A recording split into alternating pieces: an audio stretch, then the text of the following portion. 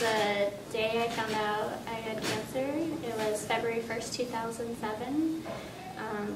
I had just had a biopsy done, and I came in and I was in this really small, weird little room, like in this chair in the middle of the room, and I swear it must have been a tech or something that told me I actually felt bad for him telling me. I almost felt like I needed to comfort him because he felt so awkward telling me, and then I got left in the room and I was by myself. I was 22 years old, and all I remember thinking was I need to get out of this room and take the next step and figure out what that is.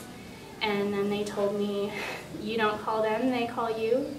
And that was the hardest, like, 2 days of my life, like researching online what lymphoma was and what I possibly could be going through. And then February 7th, I met my oncologist, Dr. Oliver Press, at the Seattle Cancer Care Alliance. And from that moment on, everything was different. Questions were answered, and I knew what I was going to be going through. But it really started probably 4 or 5 months before that. I found lumps in my neck, and they weren't painful, they didn't hurt, and kind of just, they came and went, and I just kind of ignored it. And then finally went to the doctor for like a general checkup, and my general doctor had no idea what it was, and we started doing ultrasounds and all these different inconclusive and conclusive things, and I'd never once heard the word cancer. And then after that biopsy, it was just there, and you can't take it back once it's said, you know. And I don't know, I had 3 years of chemo. I did 8 months of regular chemo. I was in the hospital every 21 days for 5 days. And then after that, 8 months of that, I did 2 years of maintenance chemo, which was really actually pretty easy. I was in outpatient care for 3 days out of every month, and was in there for like an hour and a half, in and out, pretty easy. Started growing my hair back and feeling more normal. Lots of help, friends, family.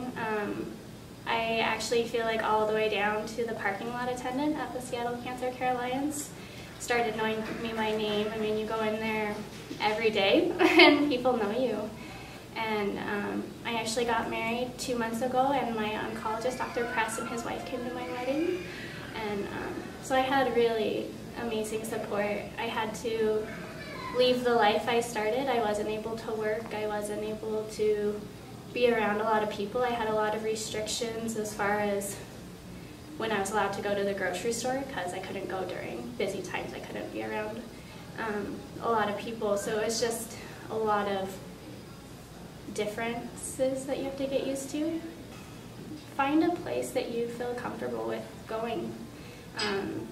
I feel like one of the best advice I got from a friend was, it's not an exact science, and you know your body better than anybody else does. And so your doctor may or may not suggest stuff, and you're the one who gets to be okay with it all, you know, and you know what you're feeling, you know what your body is doing more than anybody, and to just follow with that, you know. But find a facility. I loved Seattle Cancer Care Alliance, but I'm sure there are other facilities that are just as great that offer that support. That was actually kind of a hard decision for me. I didn't think I was going to do this at first, but you know, I think it's good to know. When I found out, I was by myself. I didn't have people with me, and I left feeling there like driving home. I had no idea where I was. I ended up home, luckily, but I don't know where I was at the time.